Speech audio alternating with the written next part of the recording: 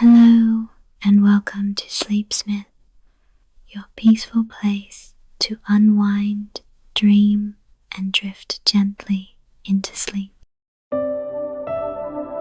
Before we start our story tonight, let me help you settle in with a simple, calming breath like a gentle lullaby for your body and mind. So, find a cozy spot, maybe snuggle under your blanket, and softly close your eyes. Now, breathing quietly through your nose for 4 seconds. 1, 2, 3, 4. Hold that breath softly for 7 seconds. 1, 2, 3, 4, 5, 6, 7. And now, slowly exhale through your mouth for 8 seconds, letting all the tension melt away. 1, 2, 3, 4, 5, 6, 7, 8. Let's do that again. Nice and easy. Breathe in. 1, 2, 3, 4. Hold. 1, 2, 3, 4, 5, 6, 7. Breathe out. 1, 2, 3, 4, 5, 6, 7, 8. One last time, just like a soft whisper. Breathe in. 1, 2, 3, 4. Hold. 1, 2, 3, 4, 5, 6, 7. Breathe out. 1, 2, 3, 4, 5, 6, 7, 8.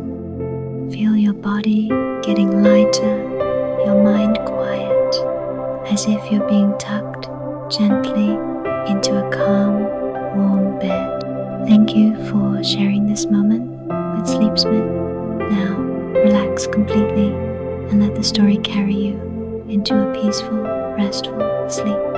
Let's begin.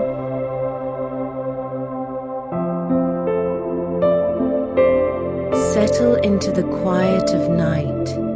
Let the day drift away like letters never sent, like words unsaid. Tonight, you are invited into a gentle chronicle of great romances. Stories not loud or reckless, but lingering, tender, slow burning like candlelight in the hush of an empty room. These are not fairy tales, but truths whispered between pages and glances. There is Elizabeth Bennet, so proud, so sharp, and Fitzwilliam Darcy, whose silence was never cold, only careful. In the stillness of his manner, a quiet love waited to be seen. There is Florentino Ariza, who waited half a lifetime for a woman he once wrote poetry for, and Fermina Daza, who chose reason over romance, only to find years later that love may outlive even the surest choices. And then there is the man who never spoke of love, Sherlock Holmes, the mind that defied sentiment, and the woman he never forgot, Irene Adler. In the shadowy edges of deduction, a feeling flickered, never named, but never quite gone. 3 stories, 3 ways love endures, through silence, through time, through pride. So close your eyes now, let the words carry you. Back to carriages and letters, rivers and rain, a glance across a room. You are not alone. Love waits here too, in the quiet.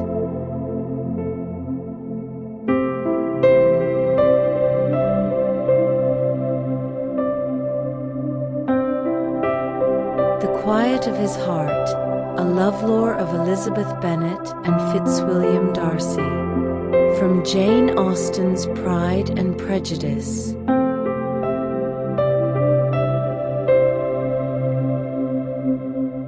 Before First Sight. In a quiet corner of England, nestled between the gentle green of Hertfordshire's fields and the great grey sky of expectation, there lived a girl with a sharp mind and a guarded heart, Elizabeth Bennet, second daughter to Mr. and Mrs. Bennet of Longbourn, with wit like starlight, eyes too clever for comfort, and a laugh that stirred things in men who did not yet know how to feel. She read novels by candlelight, walked through muddy paths without care for appearances, and dreamed, not of riches, but of love that saw her truly. Miles away, in the grand halls of Pemberley, another soul stirred restlessly. Fitzwilliam Darcy, heir to a vast estate, a name older than the stone that held his family's legacy, and a man whose heart, though never loud, beat with fierce conviction beneath his pride. He had never longed, never burned, not until the winds of fate carried him to Meryton, and into the eye of a storm with laughing eyes and a tongue like lightning. They were not destined to meet kindly, but still, they were destined to meet. The first glance. The Meryton Assembly was nothing extraordinary, just a local gathering of rustling gowns, polished boots, small talk, and mothers watching doorways with eagle eyes. Elizabeth, attended with her sisters, chose amusement over flirtation, and contentment over spectacle. And then the room shifted. Mr. Bingley entered, golden-haired, charming, full of light, and beside him a darker presence, Mr. Fitzwilliam Darcy, tall, composed, with a stillness that unnerved. He said little, observed much, and made no effort to endear himself. To the room, he was cold. To Elizabeth, he was rude, especially when she overheard him refuse to dance. She is tolerable, I suppose, but not handsome enough to tempt me. The words were tossed aside like crumbs, but to Elizabeth, they were thunder. She laughed it off that night, with a quip and arched brows, but something beneath her pride had been quietly scorched. Darcy, for all his arrogance, would not forget her either. There was something about her gaze, the way it didn't flinch, like being seen for the first time, and not entirely liked.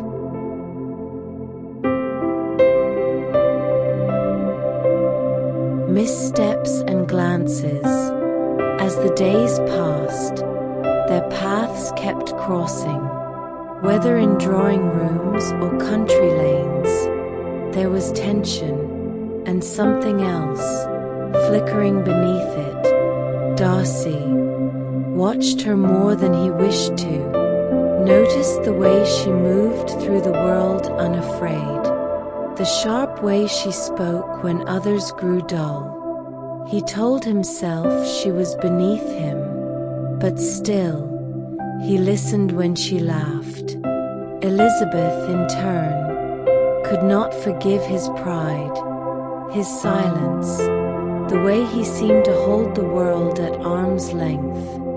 Yet, there were moments, small, fleeting, impossible moments, when their eyes met across a room, when she found herself wondering what he was thinking behind that unreadable gaze. At Netherfield, when Jane fell ill and Elizabeth came to stay. Those moments multiplied. Chessboard glances across drawing rooms. Books passed between them. Conversations that danced and stumbled. She challenged him. He resisted her. But the tide was shifting, quietly, inevitably. Neither of them could have named it yet, but something had begun.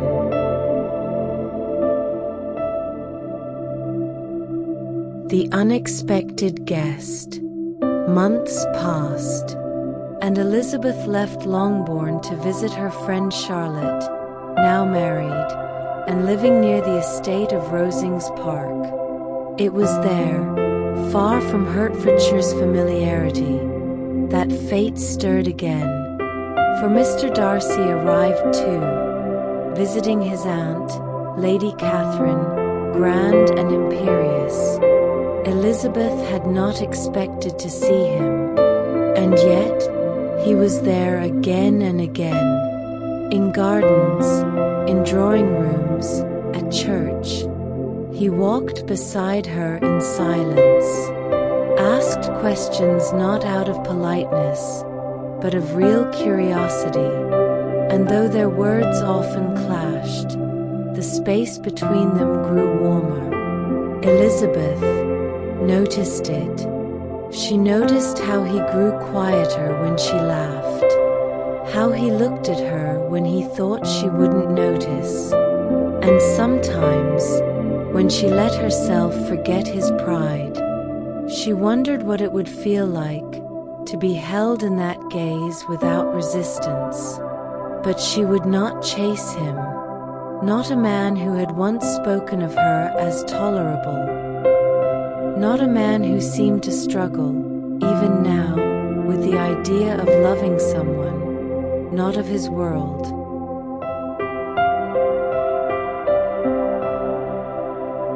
The proposal. It happened suddenly, on a grey afternoon, the air heavy with spring's coming rain. He came to her, not in jest or play, but with a fire he could no longer smother. "I love you," he said, and his voice did not tremble, but his hands did. "I love you most ardently." Elizabeth stared at him, stunned, breath stolen by the words. But the joy ended there, because as he spoke, he reminded her of all the reasons he should not love her. Her low connections, her family's impropriety, the shame it would bring him. And yet, he wanted her, as though love itself was a burden he would bear. Her cheeks flushed with anger and pain. "You chose to tell me you love me," she said slowly, "by reminding me of everything you think makes me unworthy of it." He had offered his hand, but not his respect.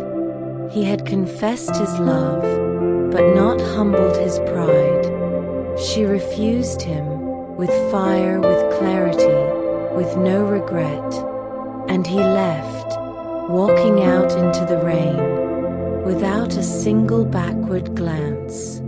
But later, in the silence of her room, she sat with her hand over her heart, and wondered why it still hurt.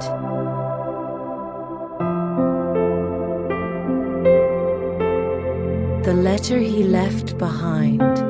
The next morning brought no sunshine, only a folded letter, slipped into her hand with no witness but the wind.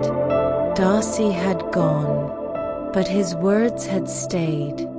Elizabeth sat beneath the budding trees, alone, except for birdsong and the quiet beating of her own heart. She opened the letter with careful fingers, and read, there, in ink dark as regret, he spoke not of love, but of truth. He told her of his reasons for separating Jane and Bingley, of what he had seen, what he had feared. He confessed, wrongly perhaps, that Jane's quiet nature had seemed like indifference, and then, more striking still, he revealed the truth of Mr. Wickham, the charming man Elizabeth had trusted, had betrayed Darcy's family, had nearly ruined his young sister Georgiana. Elizabeth's breath caught. Had she misjudged him entirely? She closed the letter slowly, her pride, her certainty, shaken to its roots. In the days that followed, she said little, but thought much, and for the first time since they had met, she wondered if Mr. Darcy's heart might have always been quiet, not cold.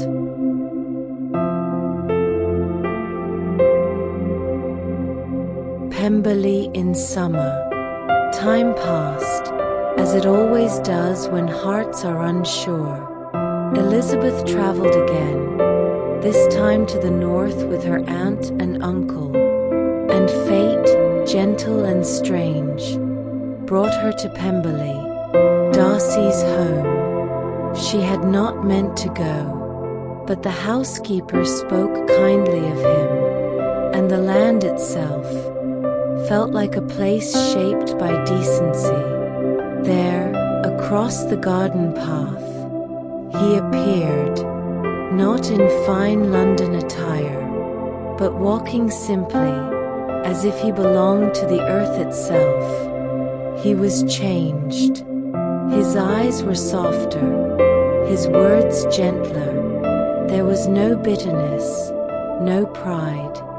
He spoke of his sister with warmth, and greeted her relatives with humility.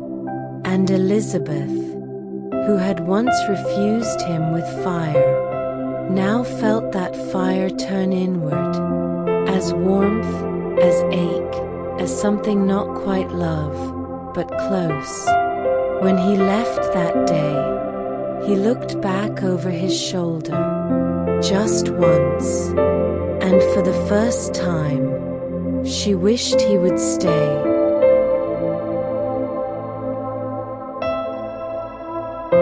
The echoes of rumor, but peace is never long. Where love begins to grow, rumors arrived, like clouds swallowing a summer sky. Wickham had run off, not alone, but with Lydia Bennet, Elizabeth's youngest sister, unmarried, disgraced, a scandal that would ruin her family's name. Elizabeth's world crumbled quietly, and then Darcy came again.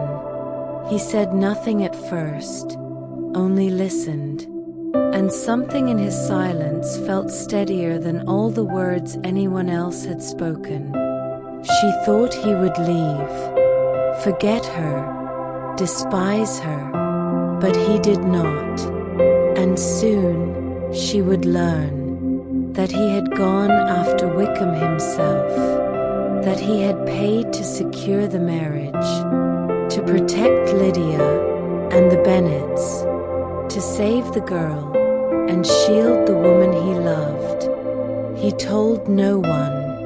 He asked for no credit. He did it for her, because his love had learned how to be quiet, but never small. A second glance, a different heart. When she saw him again at Longbourn, Elizabeth could no longer pretend she did not see him differently.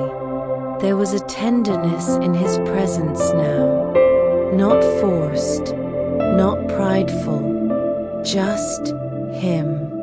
And when her father asked, with a curious smile, "What do you think of Mr. Darcy now?"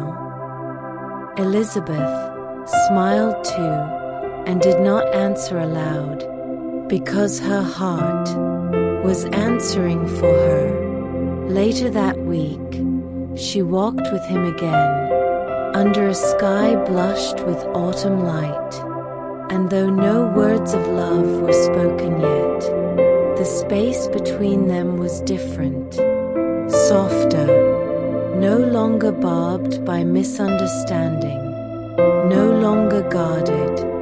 He did not reach for her hand, but she wished he would, and he, though unsure, began to hope that perhaps the quiet of his heart was no longer silence, but waiting.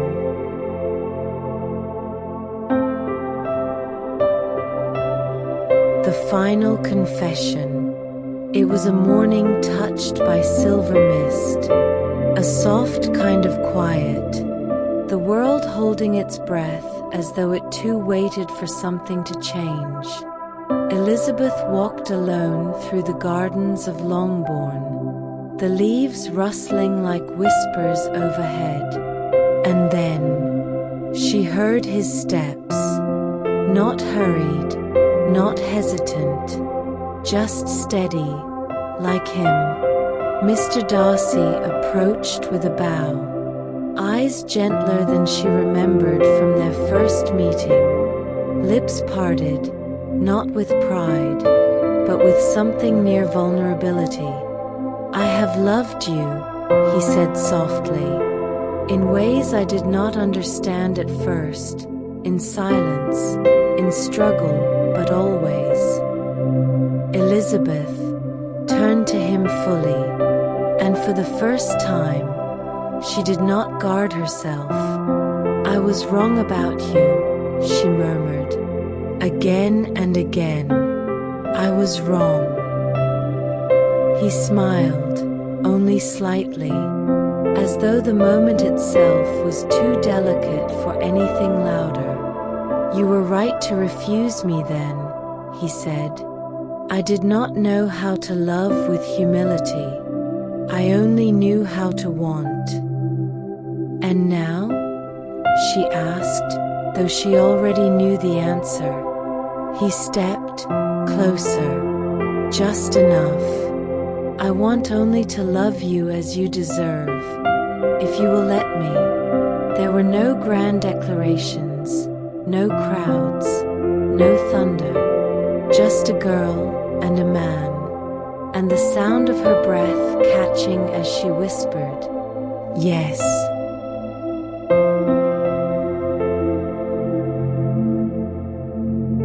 A love that grew quietly. The engagement was not dramatic, no sudden kisses or fireworks in the sky, only the steady unfolding of something real. Elizabeth's family was surprised, some delighted, some stunned into silence, but Elizabeth carried the secret joy of a woman who had chosen freely. Darcy came to Longbourn often, and though their conversations remained soft, private, there was a rhythm now, a shared world between them. They walked often, not always speaking, but always listening, to each other's stories, to dreams once buried, to hopes once silenced by pride and fear. Elizabeth learned about Pemberley through his voice, not its wealth, but its meaning. He spoke of the trees he climbed as a boy, the library his father built, the lake that reflected the moonlight just right in spring, and she told him of muddy walks, and quiet sisters, and a mind that had always been too quick to wait for society. They did not pretend to be perfect, but they promised to choose each other again and again, and in the quiet, their love grew strong.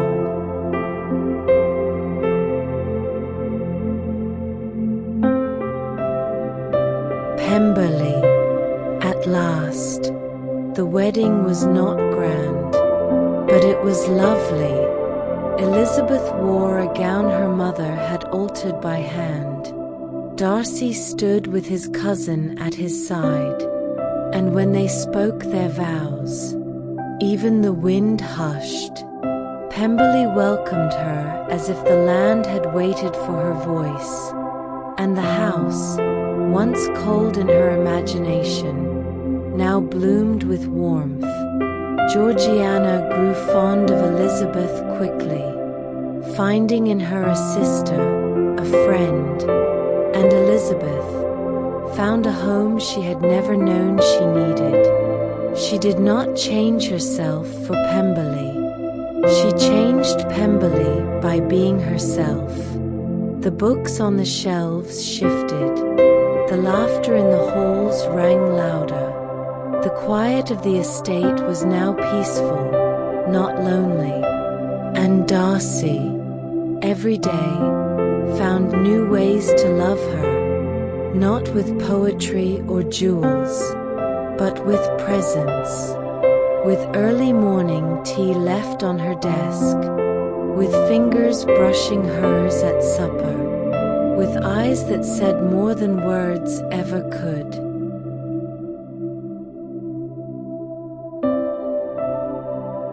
The quiet of his heart. Years would pass, as years do, and their love would not dim. It would deepen through seasons, through sorrows and joys. There would be days of silence, when the world pressed too hard. But in those days, Elizabeth would find comfort in the quiet of his arms, and Darcy would find courage in the brightness of her laugh. They would argue, yes, for both were strong, but even then, love would remain in the room, soft and certain. Elizabeth would walk through the halls of Pemberley and still find him watching her like it was the first time, and he would read beside her and still feel wonder that she was his. They would not write ballads, nor pose for marble statues, but in the smallness of every day, they had built something grand. And every night, as she drifted to sleep, Elizabeth would smile against his shoulder and know that the quiet of his heart had always been waiting for her.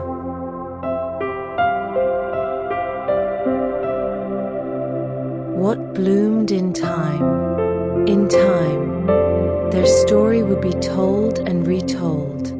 In parlors, in letters, in books worn by candlelight, but no tale would capture the softness of it, not the fire of their first meeting, nor the ache of that first rejection, not even the sweetness of their reunion, because their love was not just a moment, it was a life, woven in glances, in choices, in forgiveness, and in the quiet, where real love always begins.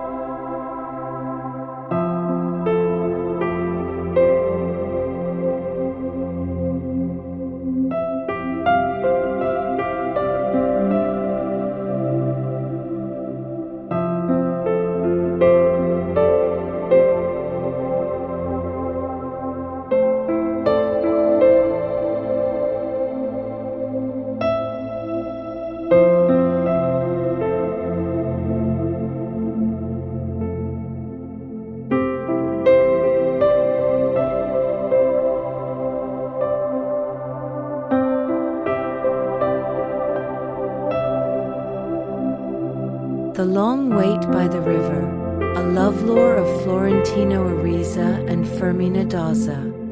From Gabriel Garcia Marquez's Love in the Time of Cholera.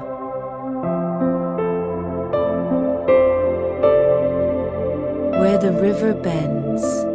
There are some stories that do not rush to be told. They linger, like perfume in an empty room, like a breeze from the sea, warm with forgotten names, like a letter, unopened, left on a windowsill for 50 years. This is one of those stories, a tale not of swift passions, but of a love that lingered, that waited through rainstorms and telegrams, through silence and sorrow, through decades that passed like the rustling of autumn leaves. It begins in a town lined with almond trees, a town that smelled of ink and guava, where a boy once saw a girl and his world stopped turning. And it ends.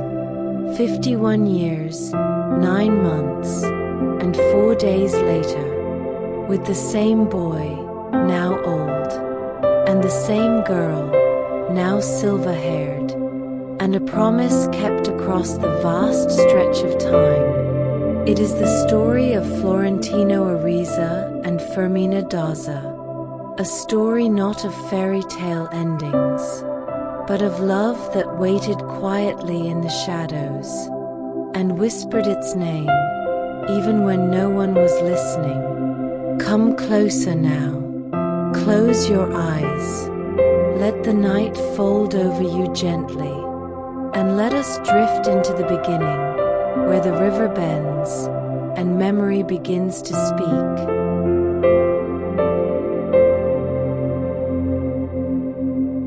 The Boy and the Letter. Florentino Ariza lived among shadows and silence, a boy of few words and many dreams, raised by a gentle mother in a house filled with books, and surrounded by the scent of wax, jasmine, and ink. He worked in the telegraph office, delivering messages, translating the words of others, but holding inside himself a world of unwritten longing. It was there, on a quiet afternoon lined with golden dust, that he saw her for the first time, Fermina Daza, walking through the market with her aunt, a ribbon in her hair, a book in her hands, and an air about her, as if she'd stepped from the pages of some ancient noble poem. He didn't speak to her. He couldn't. Instead, he watched from behind a wall of hibiscus and trembling breath, as the world tilted, as his heart, so quietly kept, was suddenly no longer his. That night, he wrote his first letter. He didn't know her name. He didn't know what she liked. But he knew that his life was now divided, before Fermina and after. The letter was not elegant. It was nervous, hopeful, trembling with poetry and the rush of sudden affection. He waited. 1 day, 2, then a week. And finally, she answered, and just like that, the story began.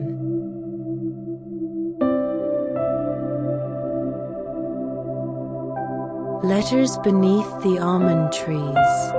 They never met in open daylight. No hand was held, no names were spoken aloud. But oh, how their hearts danced beneath ink and silence. They left letters hidden beneath the roots of the almond trees, little folds of paper, filled with verses, confessions, questions like raindrops on warm stone. Florentino's words were rich with dreams. He wrote of stars and violins, of ships and gardens, of a future where they would walk together through the streets without hiding. Fermina read each letter beneath her mosquito net, her heart unsure, her breath caught between thrill and fear. He called her my queen, my dove of the mango dawn, and with each word she softened. The town knew nothing, but the trees did, the wind did, and the pages, once blank, became a map of their secret affection. They spoke of marriage, though they'd barely shared a glance. They dreamed in parallel, two hearts learning to echo one another in the quiet. Love was not loud between them. It was delicate, tentative, something too sacred to be named aloud just yet. And in that space of almost, of nearly, of maybe someday, they fell, completely and silently.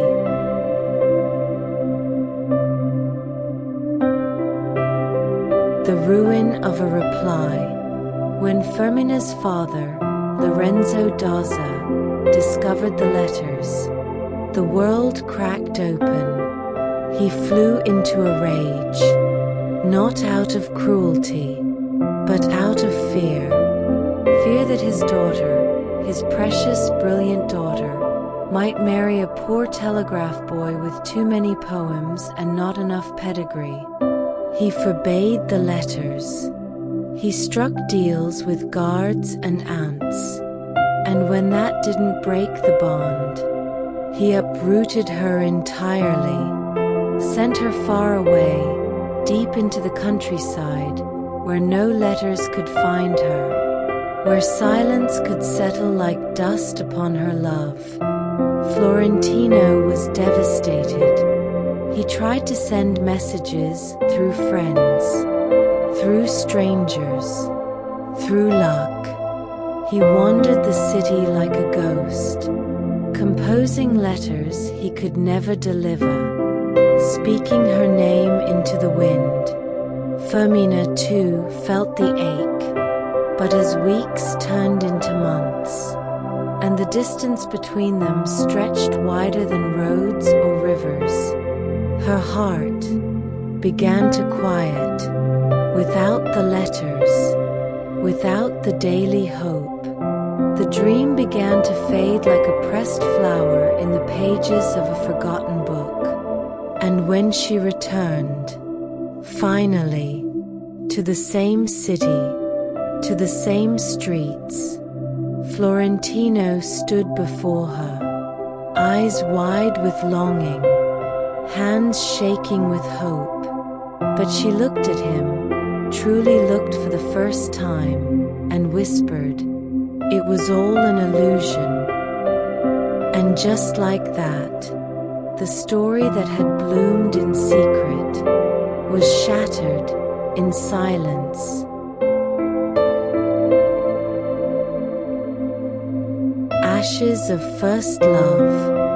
Florentino stood beneath the almond tree, where once her letters had lived, where once his hands had trembled with joy. Now he trembled with disbelief. He had waited for her 4 years, written her thousands of words, held her image in his soul like a cathedral of longing.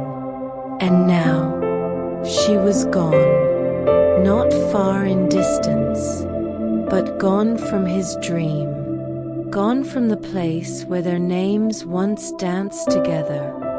Fermina walked away with her head held high, a woman now, not a girl clinging to poetry, but someone grounded in reality, in practicality, in her father's world of money and mirrors. She had closed the chapter with her own hands. And Florentino, he did not follow. Not right away. Instead, he took his sorrow and stitched it into the lining of his coat. He wore it daily. He wore it quietly. He returned to work. He wrote poems he never sent. He walked the streets like a man trying to remember how to breathe. His mother, Transito, watched him with quiet worry. She had seen the way men broke, but she also knew her son was not one to surrender. And so, in the shadow of a love lost, Florentino made a vow. He would not stop loving Fermina, not for a year or 10. He would wait for her, even if it took a lifetime.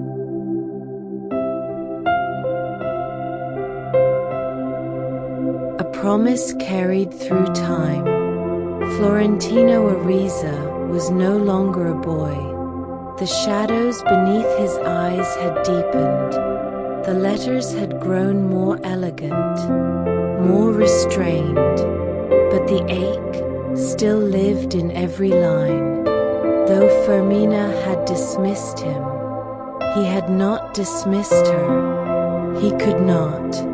He threw himself into the world, into work, into words, into women, but always, quietly, his soul belonged to her. He took a position at the River Company of the Caribbean, climbing its quiet ladders, observing the world from behind windows of fogged glass and rose-tinted memory. The world changed around him. Wars erupted. Presidents fell. Towns crumbled and rebuilt. But his vow remained.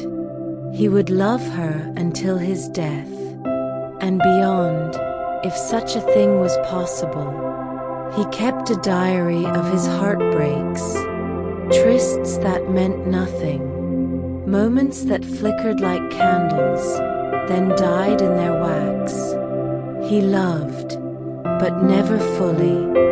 He touched, but never truly felt, because somewhere, in some distant, unreachable room of his soul, Fermina still lived, still walked the market in a white dress, still wore a ribbon in her hair, and every time he passed the almond trees, he slowed, just in case.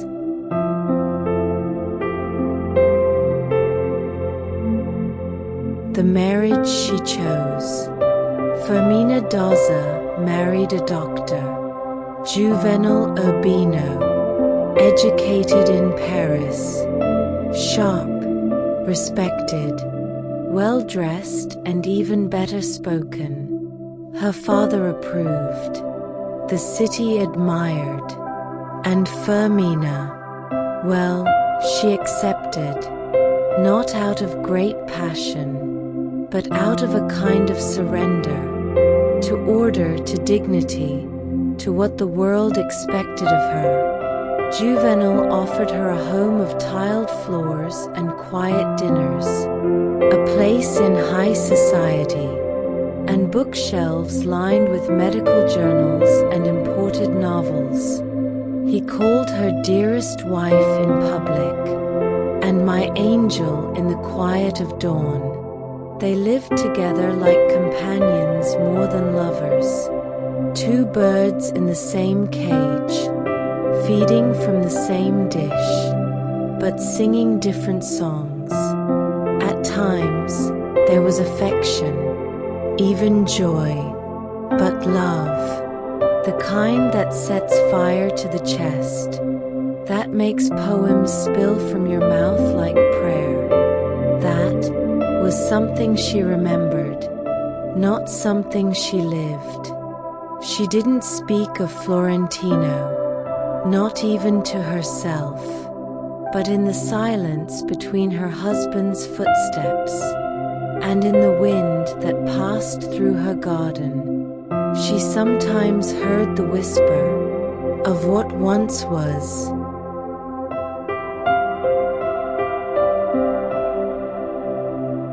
The waiting years. Florentino Ariza lived his life like a man in a waiting room, not idle, but patient, utterly devoted to the passing of time. He wore his best suits, attended concerts alone, wrote poetry beneath the glow of gas lamps, and never stopped writing to her, though he never sent the letters. He became known for his odd devotion, a man with many lovers, but one true love. They laughed at him, they called it madness, they said time would cure him. But how do you cure what has become your very heartbeat? He watched her from a distance, saw her grow into a woman of composure and poise, her hair turning like dusk to twilight, her smile softening like petals over time. She never looked his way, and yet he kept loving her, without demand, without expectation. 1,000 loves came and went, and none of them mattered, because love for him had only one name.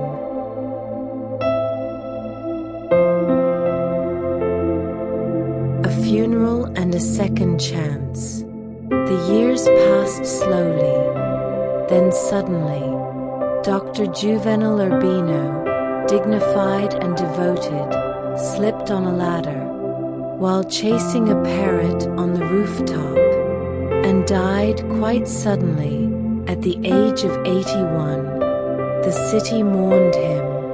The bells tolled endlessly, and Fermina stood in her black veil, a widow, silent, alone.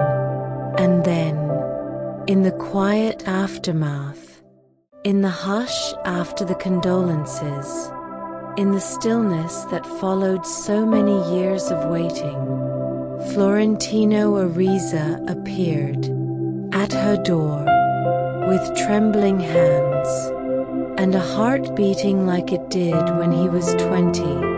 I have waited for this hour for more than half a century, to tell you once more that I love you. Fermina was stunned, offended. How dare he?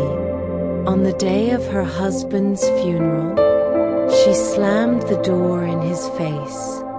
And yet, that night, she lay awake, not thinking of Juvenal, but of Florentino's eyes, still soft, still full, still waiting, and something stirred, not love, not yet, but memory, and memory, when fed, becomes flame.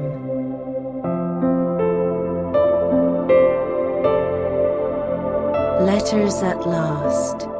The days passed, and then weeks.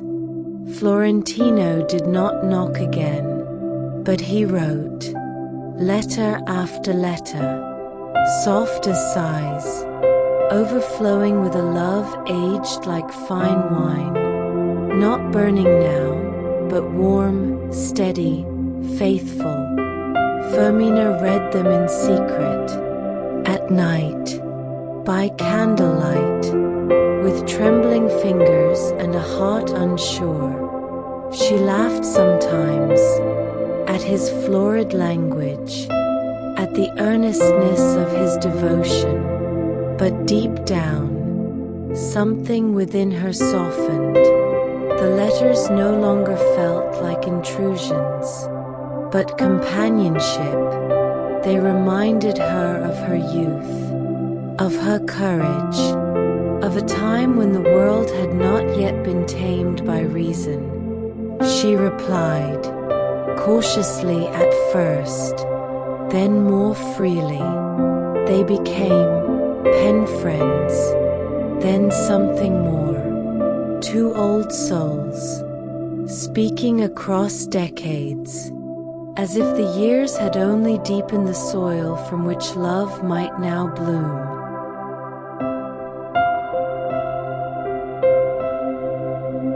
The walks in the garden, when she finally agreed to see him, it was beneath the tamarind trees, where the shadows danced like old music.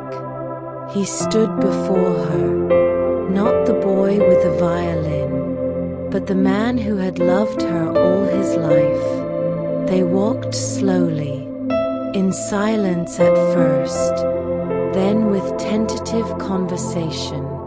He no longer asked for love. He asked only for friendship, and she surprised herself by offering it. They met often, not always speaking of the past, sometimes simply sitting, listening to the birds, watching the light shift across the old stones.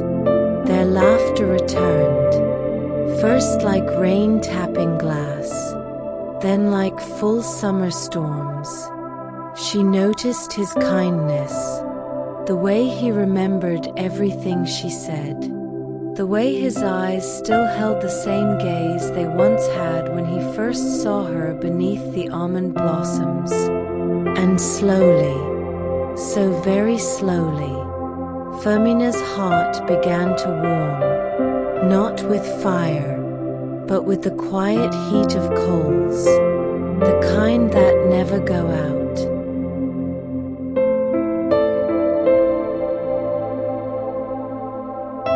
Love in the autumn years. There was no rush, no urgency, only presence. They spoke of everything, of youth, of fear, of marriage and mistakes, of dreams once held and those still to come. They were no longer bound by time. They had moved beyond it. Florentino did not touch her hand at first, but when he did, it was with reverence, as though holding the very soul he had loved for over half a century.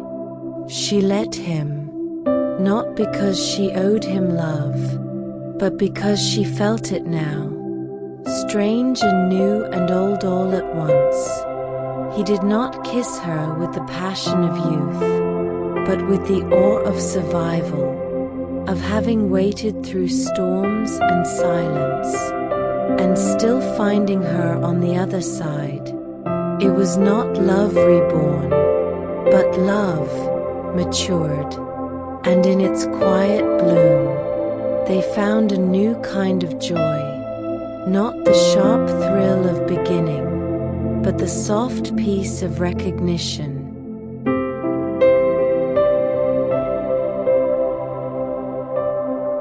A river voyage. They planned a journey, one final voyage, a riverboat winding through the Magdalena River, where the water glistened like memory, and the banks whispered old songs. They boarded the boat hand in hand, not as strangers, not as long-lost lovers, but as soulmates, finally side by side, as the river curved through jungle and silence. They sat beneath the canopy, speaking only when words were needed, letting time drift with the current. They danced once, to a faint guitar echoing from another deck, moving slowly, as if the world had narrowed to that moment. The captain, curious, asked if they would disembark at the next stop. Florentino answered quietly, "No, we will never disembark."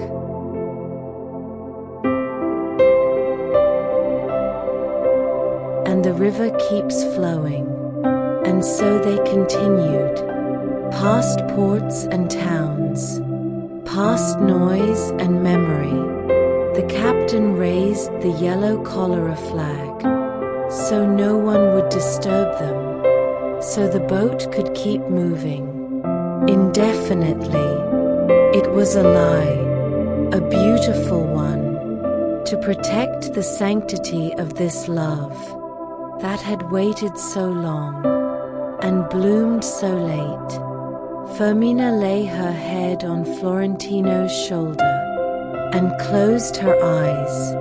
The river whispered below them, soft, eternal, and there, in the dusk of their lives, they began again, not as what they were, but as who they had become, older, softer, freer, bound not by youth, but by something deeper, a love that had waited and endured, and finally come home.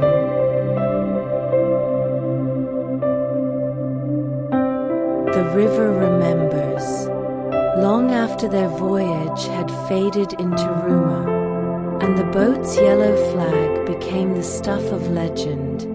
The Magdalena River still flowed, and with it, the story of a man who waited, and a woman who remembered.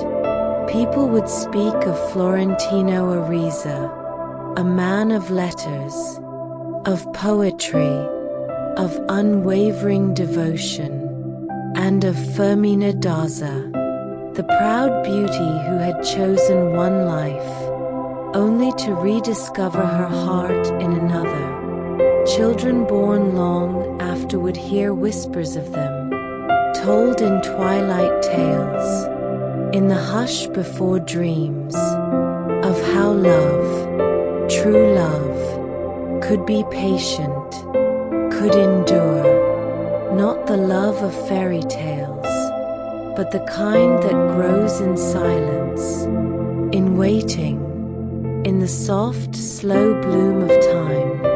They had no statues, no songs written for them, no grand monuments by the sea, but somewhere, in the bend of the river, where the trees hang low and the light turns golden, it said their boat still glides by, unseen, untroubled, and on its deck, two figures sit quietly, one writing, the other watching the horizon, and the world, at last, let them be.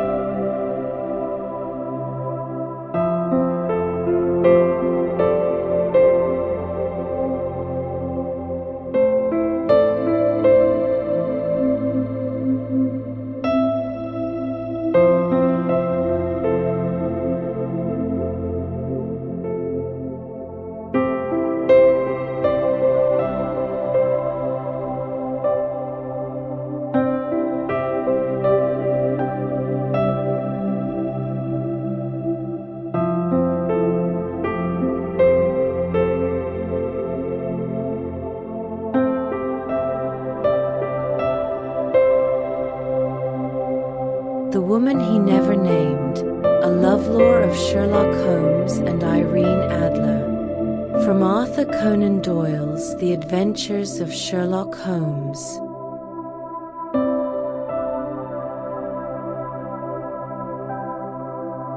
The photograph beneath the violin. It was a rainy evening in Baker Street, the kind that brought out the sheen of gas lamps on the cobblestones, and turned London into a city of secrets and soft footsteps. Inside the flat, all was quiet, save for the low hum of the fire and the faint breath of the violin. He, Sherlock Holmes, sat by the hearth, not playing, just holding the instrument lightly, as if his fingers had forgotten what they were meant to do. On the mantel, beside his chemistry texts and loose scraps of coded telegrams, there lay a small leather case, unmarked, unremarkable to anyone else, but within it a photograph, a woman, her eyes steady, her smile barely there, wearing the kind of confidence that could not be taught. Irene Adler, not an old flame, not a past love in the traditional sense. She was not someone Holmes spoke of, not even to Watson, not directly, but in rare moments, when silence stretched long, when the violin's song fell to a minor key, her presence could be felt, like the memory of perfume in an empty room.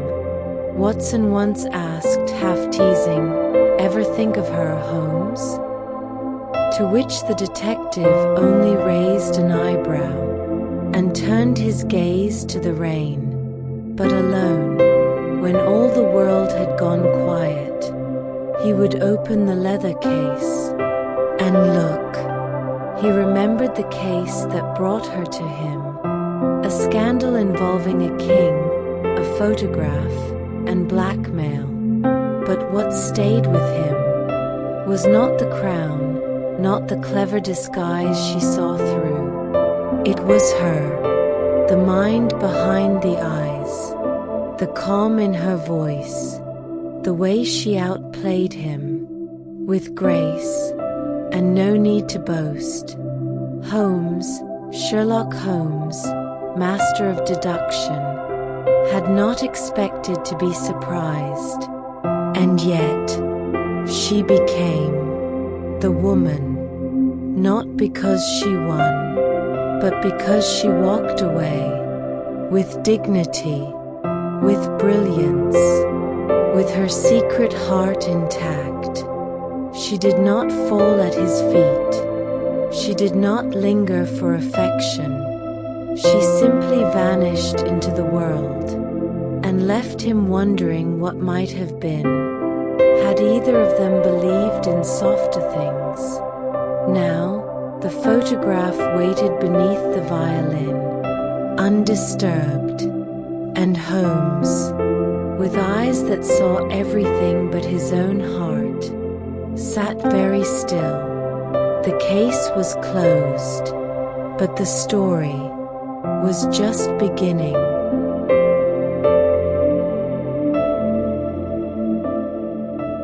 When the king came calling, it began, as it always did, with a knock at the door. Not just any knock, but one that arrived in a thunder of wheels and royal livery, a carriage fit for a monarch, at the foot of 221B Baker Street. Mrs. Hudson nearly dropped her tray. Watson stepped aside from his writing, and Sherlock Holmes, with a glint of interest he rarely showed, straightened in his chair. The visitor was a tall man, face obscured behind a heavy cloak and elaborate mask. But even before he spoke, Holmes had already deduced his identity. A scandal, a woman, a photograph.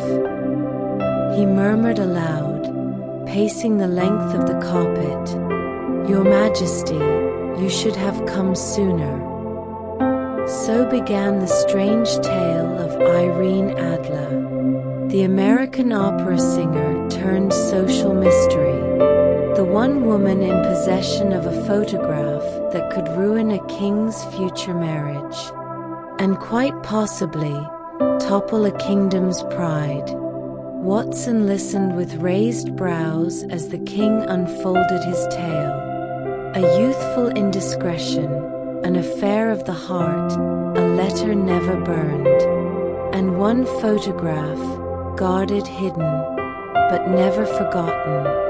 Holmes said little, his hands steepled beneath his chin, but something in the name, Irene Adler, made him pause, not for fear, nor anticipation, but the flicker of interest, and interest, for Sherlock Holmes, was never without consequence.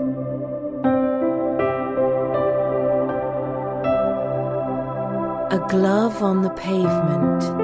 Holmes wasted no time. The moment the king departed, he was in motion, his coat swirling like a dark thought, his cane tapping sharp on the walk, the scent of mystery already stirring his blood. Watson struggled to keep pace, scribbling notes, asking questions Holmes ignored. The game had begun. They trailed Irene Adler's footsteps through London's quieter streets, from the Royal Opera House to her elegant home in Bryony Lodge. "She is unmarried," Holmes murmured, "but not alone. There is a man, a stable presence, perhaps a lover but not a husband. She is watched, but she is watching too." He disguised himself as a stable hand, then as a drunken groom, and finally as a clergyman lying injured in the street, all to be carried for a moment across her threshold. And in that moment, as she knelt beside him, her hands steady, her voice cool and commanding, he saw her eyes. Eyes that looked past the disguise, as if she knew already, as if she always would. He said nothing, not then, but in his mind, he marked it. She had noticed him, and that in itself was rare. Later that night, she slipped away with the photograph, leaving behind only a glove on the pavement. He picked it up and kept it for reasons he did not yet name.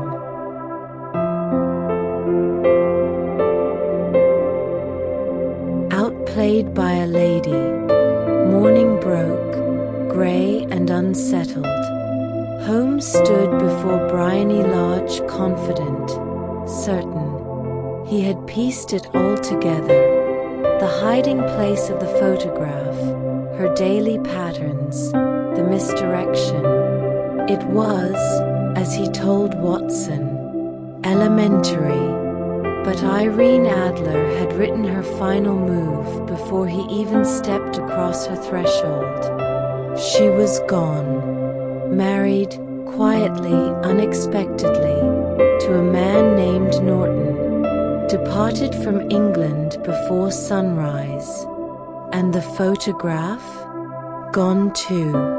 In its place, a note addressed to Sherlock Holmes. "My dear Mr. Sherlock Holmes, you did not trick me, as you hoped, but I hold no ill will. I keep the photograph only as a safeguard, not as a weapon. I trust you understand discretion as well as I do. Know this, I remain always the woman." Holmes read the letter twice, then once more in silence. Watson expected rage or disappointment, but Holmes simply smiled. A small, strange, tired smile. "She is gone," he said, and beneath his words, something deeper pulsed, not frustration, but admiration, and something very near to ache.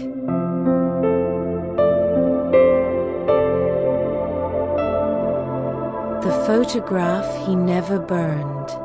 There were rules Sherlock Holmes lived by. Burn what does not serve the case. Forget what clouds the mind. Detach, analyze, solve. And yet, the photograph remained, folded, wrapped, and hidden beneath the violin in a velvet case. He kept it not for leverage, nor sentiment, but for the single moment it captured. Irene, standing by the garden arch, eyes cast towards something outside the frame, as if watching something or someone with quiet certainty. It was not romantic, not overly posed, and yet it stirred something he could not deduce, a tension he could not explain. Watson had asked him once, if it were anyone else, would you still hold on to it? Holmes gave no answer, because there was no answer that would not betray him. There were days he stared at it without meaning to, nights when cases grew cold and he could not sleep, and she would return, not in dreams, for he did not dream often, but in memory, in color, in shape and breath and presence. She had left, with grace, with power, and somehow, in doing so, she had stayed.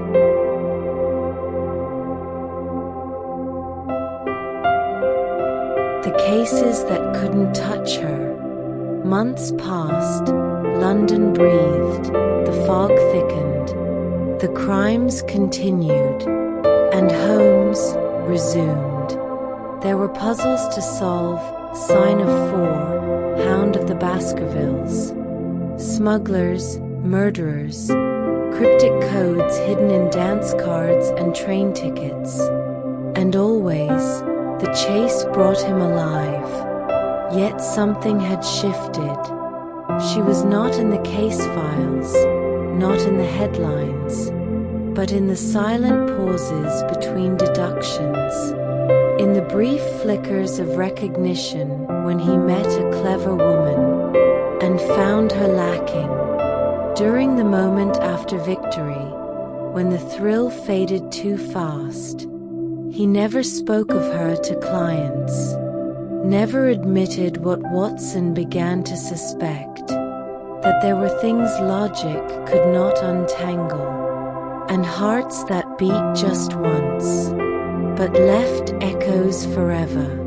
When a new case arose involving an opera singer and a forged letter, Watson leaned in. Remind you of anyone?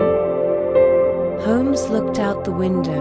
Rain again, always the rain when she came to mind.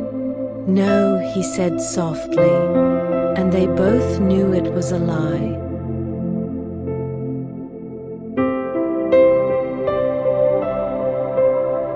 The letters he never sent. He wrote to her once, or tried to. The paper remained blank for hours, then filled with sentences that did not ring true. He tried reason. He tried candor. He even tried, reluctantly, affection, but nothing quite fit. What did one say to a woman who saw through everything? What did one offer when she needed nothing? In the end, he folded the letter and tucked it between pages of a medical journal. Unsent, unread. Still, the act of writing felt like something. An acknowledgement that she had altered him, not in ways others would notice, but in the silence between notes on the violin, in the sudden wish for slowness, in the way he now looked for brilliance, not in textbooks, but in people. He could still recall her voice, measured, calm, ever 3 steps ahead. Not once had she tried to tame him, not once had she asked for anything, and yet she had left him gentler, and that he would never say aloud.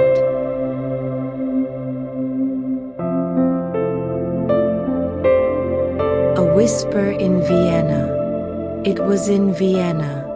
A case involving a vanished diplomat and coded music sheets. That he heard it. Not the solution, but her name. Not spoken directly, but slipped between whispers in the dressing rooms of the opera. A woman, an American, once a singer, now a wife to someone wealthy and strange.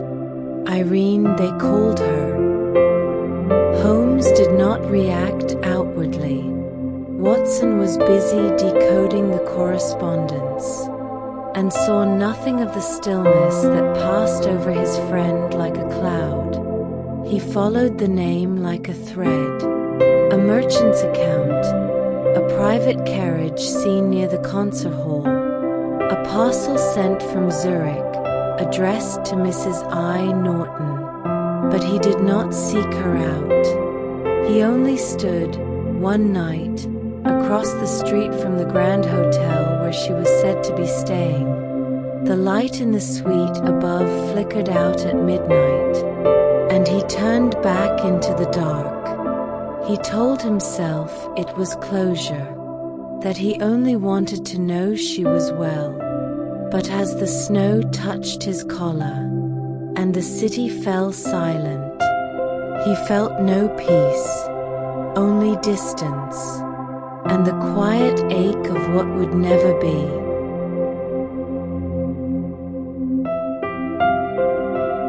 The violin remembers. Back in London, he played the violin differently, slower, softer, notes suspended in air like unasked questions. Watson listened from the adjoining room and said nothing.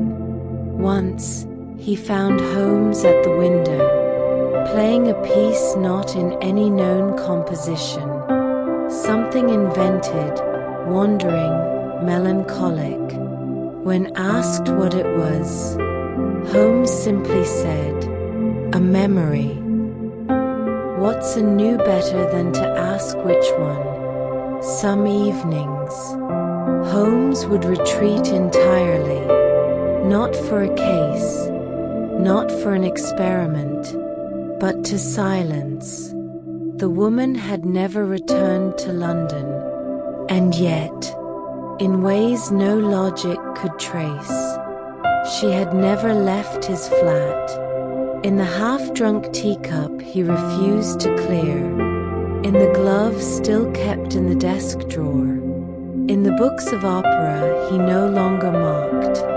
She had carved herself into the shape of his solitude, and though he would never admit it, his heart had changed tempo.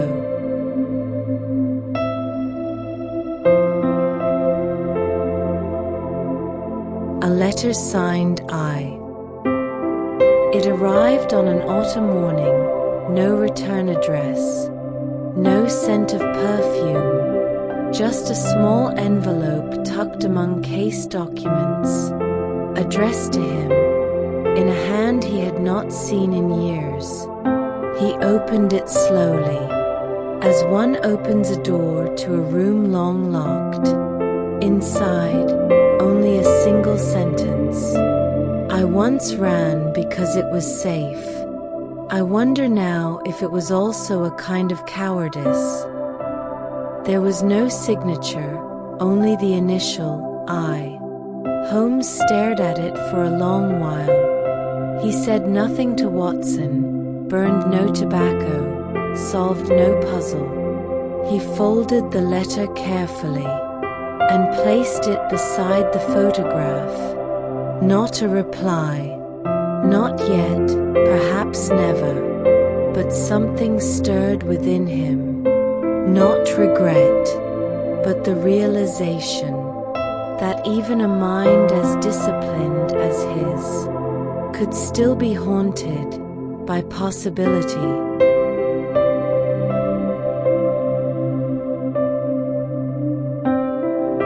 The case she might have solved.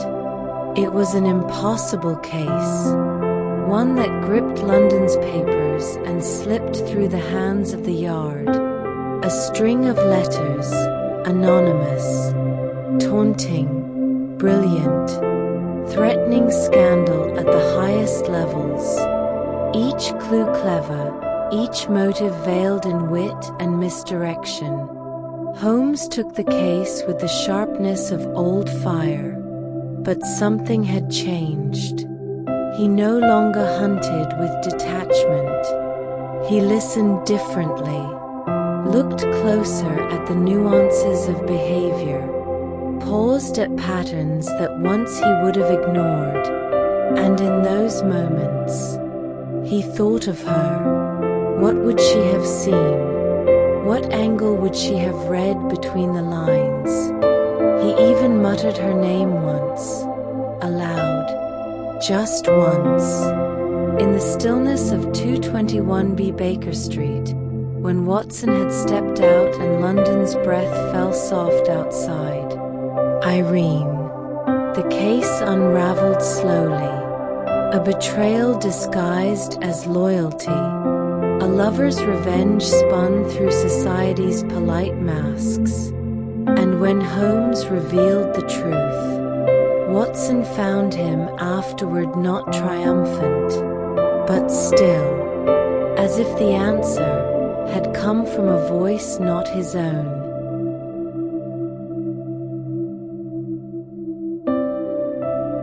What he would never say. There were things Sherlock Holmes could never articulate. Not to Scotland Yard, not to Watson, not even to himself, not fully. That Irene had taught him restraint of the heart, not to numb it, but to guard it with quiet reverence. That she was the only person whose cleverness didn't challenge his worth, but complemented it. That her escape had not been an end, but a question he would return to again and again. He once found her name carved faintly into the underside of a table at the Diogenes Club. Old, small, nearly invisible. He did not smile, but he traced it with a single finger and left it untouched. If he loved her, and he never said that word, not even to himself, then it was in the way he noticed women with the same kind of wit, and never quite found her again. In the quiet way he played her favorite aria when he thought no one listened. In the way he protected her name, from gossip, from history, even from memory, at times.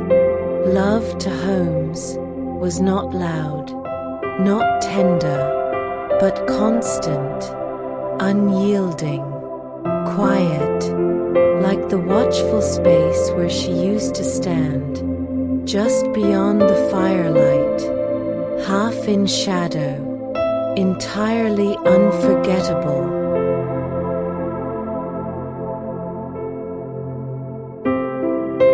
The woman he never named. She would never return, not as a clue, not as a rival, not as the twist in a final case, but still.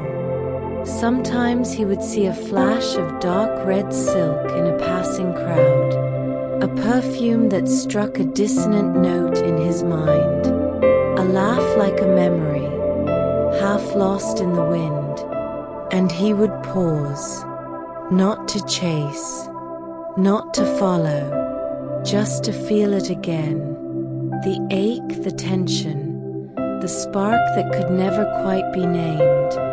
Watson once asked, years later, was she the one then?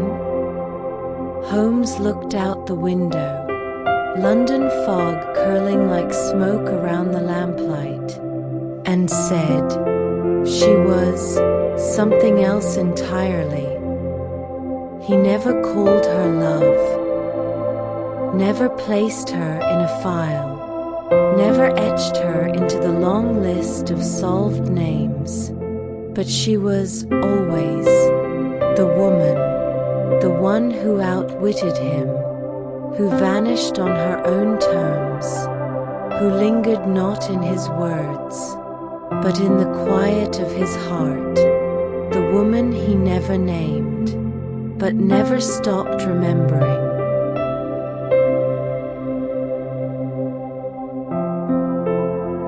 Whispers and legends.